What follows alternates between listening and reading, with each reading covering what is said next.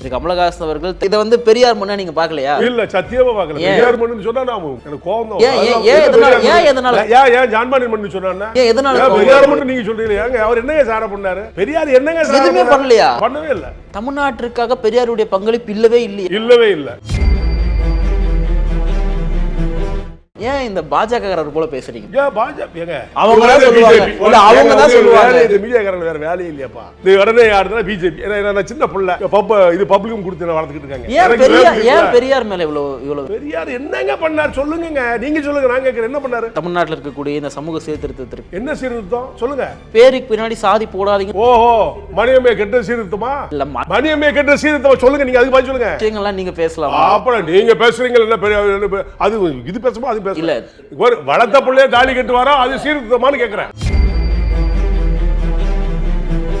நீங்க பெரியாரை வந்து தமிழ்நாட்டுக்கு வந்து ஒரு தீய சக்தியா பாக்குறீங்களா? இவ்வளவு ஒரு வெறுப்பா பேசணும். அதனால பெரியார நான் வெறுப்பு பேசல. இவரை இதுவரைக்கும் அண்ணா கூட பெரியார பெருசா பேசல, கலைஞர் கூட பெரியா பேசல. நல்லா புரிஞ்சுங்க. இப்ப பெரியார தூக்கி வச்சு ஆடுறதுக்கு காரணம் என்ன? என்னுடைய கேள்வி. நான் படிக்கும் போது ராமசாமி நாயக்கர்னா அந்த காலத்துல 3ஆம் கிளாஸ் 2ஆம் கிளாஸ் புக்ல போட்டிருந்தாங்க. இப்ப அவர் அதுக்கு ராமசாமி ஆக்குனாங்க. இப்ப பெரியார் ஆக்கிட்டீங்க. ஆளுக்கு ஒரு பேர் வைப்பீங்க. இதுக்கெல்லாம் நான் பதில் சொல்லுமா? கூட்டணி கட்சிகள் சுட்டிக்காட்ட ஒண்ணு சொல்லுங்க. இப்போ இந்த வேங்கவயல் இஷ்யூல வேங்கவயல் இஷ்யூல வந்து யாருமே போராடவும் இல்ல, போராட்டம் பண்ணவும் இல்ல, ஒண்ணும் செய்யலங்க. நீங்க போக வேண்டியது தானே? யாரு? நீங்க போகாத இடத்துக்கு என் மேல ஒரு கேஸ் போட சொல்றீங்க. பொய் கேஸ் இல்ல, நீங்க வந்து நான் போனாதான் நீங்க பொய் கேஸ் போடுறீங்களா? என்ன போய் போடுறீங்க? இவர் தான் வந்து தூண்டி விட்டாரு ஒரு கேஸ் போடுறதுக்கு. அப்படிலாம் போட்டிருக்காங்களா? 55 வழக்கு போட்டிருக்காங்க.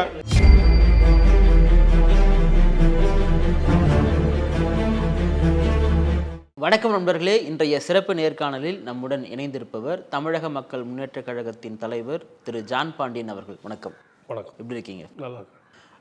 நான் உங்களை சமீபத்துக்கு முன்னாடி இன்டர்வியூ எடுக்கும்பொழுது பார்த்தீங்கன்னா நீங்கள் அதிமுக மேலே ரொம்ப கடுமையான ஒரு கோபத்தில் இருந்தீங்க. என்னை வந்து சீட்டு தரேன்னு சொல்லிட்டு இங்கே சீட் கொடுத்துட்டாங்க, இது என்ன என் ஊரா, இங்கே எனக்கு யார் ஓட்டு போடுவாங்க, இதெல்லாம் அவங்க திட்டமிட்டு செய்தாங்க சொல்லிட்டு அதிமுக மேலே ரொம்ப கடுமையாக இருந்தீங்க. நாங்கள்லாம் பார்க்கும்பொழுது திரு ஜான் பாண்டியன் அவர்கள் அதிமுக கூட்டணியிலேருந்து வந்துட்டார் அப்படின்னு தான் நாங்கள் வந்து பார்த்துட்டு இருந்தோம். ஆனால் இப்போ இந்த ஈரோடு கிழக்கு தேர்தலில் பார்த்தீங்கன்னா நீங்கள் ஓபிஎஸ் அவர்களுடைய அணியும் உங்கள்கிட்ட வந்து ஆதரவு கேட்குறாங்க, திரு இபிஎஸ் அவருடைய அணியும் வந்து உங்கள்கிட்ட ஆதரவு கேட்குறாங்க. இப்போ ஜான் பாண்டியன் அதிமுக கூட இருக்காரா இல்லை பாஜக கூட்டணியில் இருக்காரா? யார் கூட இருக்காரு ஜான் பாண்டியன்? இப்போ என்டிஏ அலைன்ஸு நாங்கள் இருக்கோம். அதிமுகவில் நிற்கும் போது கூட என்டிஏ அலைன்ஸில் தான் நின்னோம். ஞாபகம் வச்சுங்க. அதிமுகவில் எலெக்ஷனில் நின்னாலும் கூட அப்போ என்னது என்டிஏ அலைன்ஸ் தானே. என்டிஏ அலைன்ஸில் இருக்கும், இப்பவும் இருக்கும், இல்லைன்னா சொல்ல முடியாது. அந்த அண்ணா திராவிட முன்னேற்ற கழகம் செய்த தவறுகளை அவர்கள் புரிந்து கொண்டார். என்கிட்ட பேசினாங்க. இந்த மாதிரி இந்த தப்பு தான். யார் பேசினா? ஓபிஎஸ் எல்லாரும் தான்.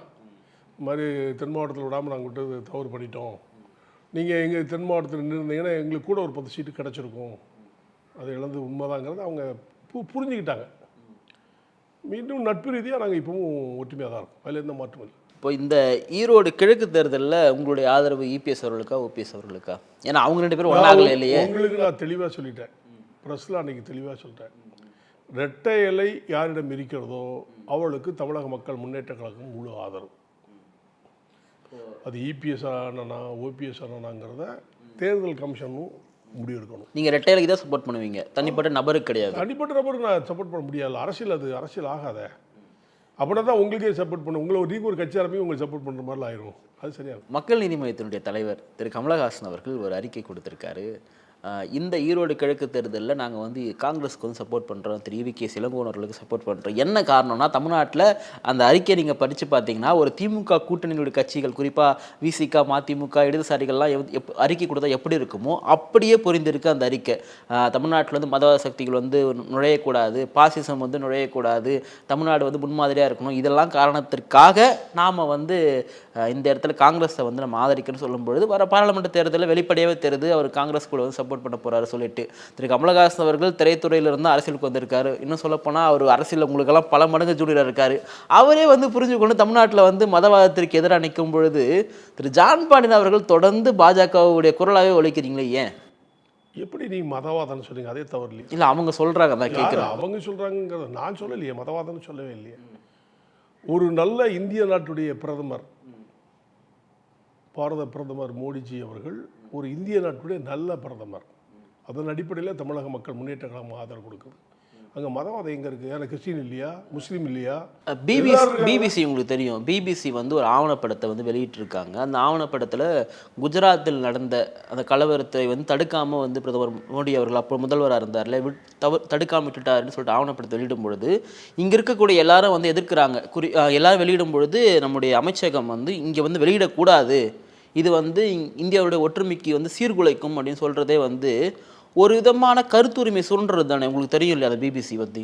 அதாவது நீங்கள் என்ன சொல்கிறீங்கன்னா, ஒரு சில பகுதிகள் ஒரு 50 வருஷத்துக்கு முன்னாடி நடந்தது, 25 வருஷம் முன்னாடி நடந்தது, 15 வருஷம் முன்னாடி நடந்தது, அந்த நிகழ்ச்சியவே சொல்லி சொல்லி நீங்கள் மக்களை ஏமாத்தாதங்க, நடைமுறைக்கு வாங்க. அப்போ நடந்திருக்கலாம், இல்லைன்னு சொல்வதற்கு இல்லை.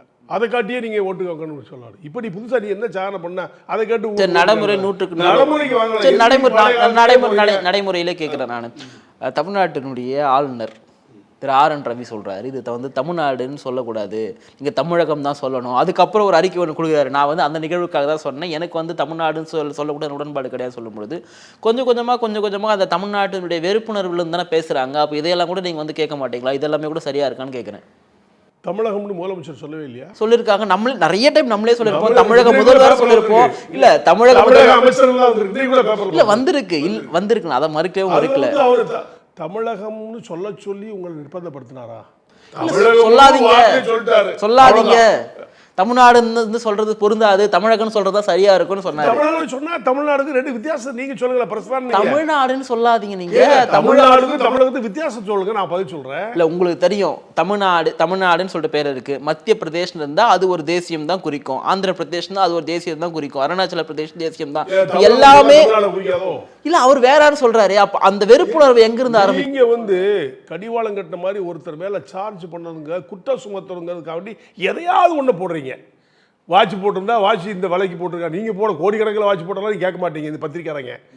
ஒரு 3 லட்ச ரூபா வாட்ச் போடுறதுக்கு பில்லு இருக்கா, அது இருக்கான்னு அதை பெரிய சர்ச்சையாக்காது. ஏன்னா இவங்க செய்த தவறை மறைப்பதற்காக இவங்க செய்த குழப்படின்னு நான் சொல்றேன்.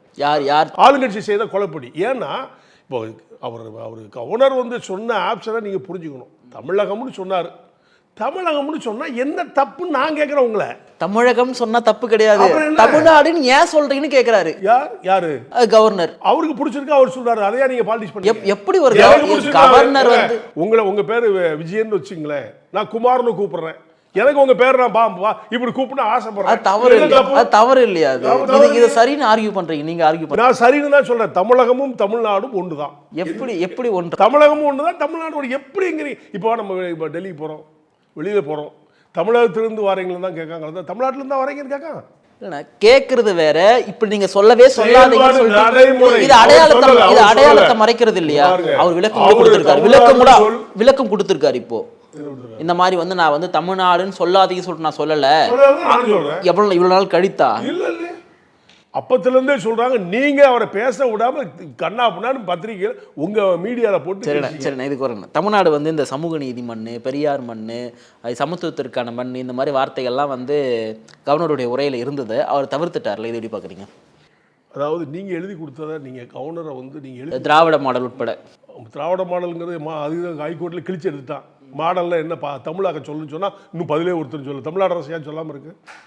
ஹைகோர்ட் மதுரை ஹைகோர்ட்டில் 4 நாளைக்கு முன்னால் போட்டாங்களா மாடல், திராவிட மாடல்லாம் தமிழாக்கம் என்னன்னு கேட்குறாரு ஒரு ஜட்ஜி, நீதிபதி கேட்குறாரு. இன்னை வரைக்கும் இது தமிழ்நாடு அரசு அதை ஏன் சொல்லலை, முதலமைச்சர் ஏன் சொல்லணும்ல? சரி நீங்க வாங்க, சரி நீங்க சொல்லுங்க. இதை வந்து பெரியார் மண்ணா நீங்க பார்க்கலையா? இல்ல சத்தியமா பார்க்கல. பெரியார் மண்ணுன்னு சொன்னா நான் எனக்கு கோபம் தான். ஏன் ஜான்பாண்டி மண்ணு சொன்னா பெரியார் மண்ணு நீங்க சொல்றீங்க? அவர் என்னங்க சார பண்ணாரு? பெரியார் என்னங்க பண்ணலையா? பண்ணவே இல்லை. ஏன் உங்களுக்கு பெரியார் மேல இவ்வளவு வெறுப்புணர்வு? உங்களுக்கு ஏன் ஜான்பாண்டி மேல உங்களுக்கு என்ன வெறுப்பு? நான் ஜான்பாண்டி அவர்கள் கேட்கல, பெரியார் மேல. நான் ஏன் மண்ணுன்னு சொல்றேன், என்னுடைய மண்ணு, ஓ மண்ணு நான் சொல்ல முடியாது. அவரு நீங்க தமிழ்நாட்டுக்காரவே பார்க்கலையா பெரியார? தமிழ்நாட்டுல பிறந்தா தமிழ்நாட்டுக்காரர் தான், இல்லடி யார் சொன்னா? நான் அதை மறுக்கலையே. ஆனா அவர் சாதனை பண்ணாரு, தமிழ்நாட்டுக்கு எல்லாம் பண்ணாருன்னு சொன்னா தவறுங்க.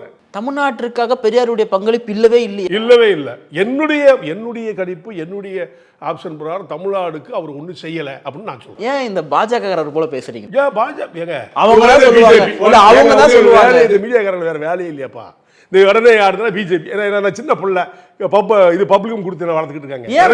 ஏன் பெரியார் மேல இவ்வளவு பெரியார் என்னங்க பண்ணார் சொல்லுங்க, நீங்க சொல்லுங்க, நான் கேட்கிறேன் என்ன பண்ணாரு? தமிழ்நாட்டில் இருக்கக்கூடிய இந்த சமூக சீர்திருத்தத்திற்கு என்ன சீர்திருத்தம் சொல்லுங்க? பேருக்கு பின்னாடி சாதி போடாதீங்க. ஓஹோ, மணியம்மை கெட்ட சீர்திருத்தமா? இல்ல மணியம்மை கெட்ட சீர்திருத்தம் சொல்லுங்க, நீங்க அதுக்கு பதில் சொல்லுங்க. விஷயங்கள்லாம் நீங்க பேசலாம். அப்புறம் நீங்க பேசுறீங்க இல்ல பெரிய அது இது பேசுமா அது பேசல. இல்ல வளர்த்த பிள்ளைய தாலி கட்டு வரா அது சீர்திருத்தமா? இல்ல நாங்க வந்து திரு ஜான் பாண்டியன் அவர்களை வந்து எங்கெல்லாம் ஒடுக்கப்பட்ட மக்கள் இருக்காங்களோ அவங்களுக்காக குரல் கொடுக்கக்கூடிய ஒரு தலைவரா நாங்க பாக்குறோம். இல்ல அதுதான் சொல்றேன், நாங்க அப்படிப்பட்ட ஒரு தலைவரா திரு ஜான் பாண்டியன் அவர்களை நாங்க வந்து பாக்குறோம் நாங்க. ஆனா நீங்க வந்து பெரியார் மணியம்மை இந்த வார்த்தைகள்லாம் வந்து யார் பேசுவாங்க உங்களுக்கு தெரியும்? இல்ல அப்படி பேசக்கூடாது. நீங்க நீங்க நீங்க என்ன சொன்னா ஒரு சமத்துவமா இருந்தா என்ன சமத்துவம்? இது அவங்க ஒரு உதாரணம் அதை நான் சொல்லித்தான் ஆகணும். நீங்க சொல்ல வைக்கிறீங்க. நீங்க அவரு நேர்மையானவர் ஒழுங்கானவர், நான் குடியாரனா இல்லாம இருந்தா நான் குடியாரன், நீ குடிக்காத நான் சொல்லணும். நானே தண்ணியை போட்டு நீ குடிக்காதுன்னு சொன்னா நான் அது எப்படி சாத்தியமாகும்? நீ தப்பு பண்ணிட்டு அவனை எப்படி நீங்க அவரை வந்து ஒரு நேர்மையான ஆளு தவறுன்னு சொல்றீங்க? நீங்க மணியம்மை அவரை வந்து திருமணம் பண்ணது தவறு. வளர்த்த பிள்ளைய எப்படிங்க கட்ட முடியும்? தவறா இல்லையா? நான் நிறைய மீடியால கேட்டிருக்கேன். அவர் தானே வளர்த்தாரா இல்லையா? அது ஒத்துக்கல. அவங்க ஒண்ணு சின்ன இல்ல அவரு சின்ன பொண்ணு ஒண்ணு கல்யாணம் பண்ணிக்கல இல்லையா? அவங்களுடைய வயது என்ன, அவங்களுடைய வயது என்ன, அவங்க இளமையில கல்யாணம் பண்ணிக்கினாரு. கல்யாணம் பண்ணிக்கிட்டாரா இல்லையா? இல்ல கல்யாணம் பண்ணிக்கிட்டாரு. ஆமா, அவ வளர்த்த பொண்ணா இல்லையா? இல்ல அவர் வளர்த்த பொண்ணு ஏமா நழுக்க கூடாது. இல்ல இவரு தான் குழந்தையில இல்ல நான் நியாயமா கேக்குறேன். அவரு குழந்தையில இருந்து மணியம்மை தான் வீட்டுல கூட்டு வந்து வளர்த்தாரா? நீங்க சொல்லுங்க, குழந்தையில இருந்து மணியம்மை வளர்த்தாரா? மணியம்மை வளர்த்தாருன்னு அவர் தானே சொல்லிருக்காரு. எல்லாருமே வந்து அதாவது அது நிறைய விஷயங்கள் அரசியல் பேசினா அசிங்கமா போயிடும். வளர்த்த பிள்ளை அப்புறம் அவனை கட்டணமுனே தத்தெடுத்து வளர்த்தாரா? இல்லை உங்களுக்கு பெரியார் வந்து நீங்கள் பெரியாரை வந்து தமிழ்நாட்டுக்கு வந்து ஒரு தீய சக்தியாக பார்க்குறீங்களா? இவ்வளோ ஒரு வெறுப்பாக பேசலாம். அதனால வெறுப்புங்க. பெரியாரை நான் வெறுப்பு பேசலை. இவரை இதுவரைக்கும் அண்ணா கூட பெரியாரை பெருசாக பேசலை, கலைஞர் கூட பெரியா பேசலை. நல்லா புரிஞ்சுங்க. இப்போ பெரியாரை தூக்கி வச்சு ஆடுறதுக்கு காரணம் என்ன? என்னுடைய கேள்வி. நான் படிக்கும்போது ராமசாமி நாயக்கர்னா அந்த காலத்தில் 3ஆம் கிளாஸ் 2ஆம் கிளாஸ் புக்கில் போட்டிருந்தாங்க. இப்போ அவர் அதுக்காக ராமசாமி ஆக்கினாங்க. இப்போ பெரியார் ஆக்கிட்டீங்கன்னா ஆளுக்கு ஒரு பேர் வைப்பீங்க. இதுக்கெல்லாம் நான் பதில் சொல்லுமா? ஏங்க ஒரு ஆளுக்கு எத்தனை பேருங்க வைப்பீங்க? என்ன சாதனை பண்ணாருன்னு சொன்னா சமத்துவத்தை நீங்க தான் கொண்டு வர முடியாதா? இவர் கொண்டு வர மாட்டாரா? இல்ல எவ்வளவு பேர் உழைச்சிருக்காங்க. சிதம்பரம் கொண்டு ஏன் கொண்டு வரல? இல்ல அயோத்தியாச பண்டிதர் முதற்கொண்டு இதுக்காக ஏன் கொண்டு வரல? அவங்களதான் கூட இவரை மட்டும் ஏங்க தூக்கி வச்சு ஆடுறீங்க? பதில் சொல்லுங்க. இல்ல திமுக அரசு இருக்கிறதுனால அவர் வந்து குவாலிஃபை பண்றாங்க. திமுக அரசியல் வந்து இப்போ அரசியல் பண்றாங்க. ஏங்க ராமசாமி நாயக்கர்னு புக்கில் படிச்சிருக்கோம், அதை எடுத்துட்டீங்க. ராமசாமின்னு கொண்டு வந்தீங்க. இப்போ ராமசாமி எடுத்துட்டு பெரியார் என்ன பெரியார்? சரி நம்ம பெரியார் சரி பெரியார் மண்ணை விட்டுலாம். சமூக நீதி ஏங்க பெரியாருக்கு எப்படிங்க மண்ணு? அவர் பிறந்த மண்ணு அதை விட்டுலாம். நான் பெரியார் மண்ணு தான் சொல்லிட்டு நான் ஆர்கியூ பண்ணல. அப்படிதான் நீங்க சொல்லணும்னு நான் சொல்லவும் இல்லை, அதை நான் ஏற்றுக்கவும் இல்லை. இந்த மாதிரி வாசகங்கள்லாம் வரும்போது இப்போ தமிழ்நாட்டை வந்து இந்தியாவே முதன்மையான மாநிலம் அப்படின்றதுல நீங்க வந்து அதுலயும் நீங்க ஏற்றுக்க மாட்டீங்களா? தமிழ்நாடு வந்து இந்தியாவிலே முதன்மையா இருக்கின்றது, நம்ம தான் சமூக நீதியை பேசுறோம், நம்ம தான் சமத்துவம் பேசுறோம், நம்ம தான் மாநில சுயாட்சினா முதல்ல குரல் கொடுக்கணும்னு சொல்லிட்டு ஒட்டுமொத்த தமிழ்நாட்டுக்குமே ஒரு அடையாளம் கொடுக்குறாங்க இல்லையா? நம்ம பெருமைப்படுத்துதல வந்து மகிழ்ச்சி தான். அதுல எந்த அதான் ஆளுநர் செய்யல. நம்ம ஊரை நம்ம பெருமை தான் படுத்தணும், சிறுமப்படுத்த முடியாது. தவறுகளை சுட்டி காட்டி தான் ஆகணும். அப்படியாவது இவங்க திருந்துவாங்களா அப்படிங்கிறதுக்கு தான் சுட்டி காட்டுறோமே தவிர ஒருத்தரை குறைபாடு சொல்வதற்காகவோ அவரை குறை சொல்லணுங்கிற அவசியமே எங்களுக்கு இல்லை. குறை சொல்வதனால எங்களுக்கு என்ன கிரீடம் கிடைச்சிட போது ஒன்றும் இல்லை. குறையை விட நிறை என்ன செய்திருக்கீங்கன்னு தான் என்னுடைய கேள்வி. தமிழ்நாடை வந்து விட்டு கொடுக்கக்கூடாது. நான் பிறந்த மண்ணை நான் விட்டு கொடுக்க மாட்டேன், ஒத்துக்கிறேன்.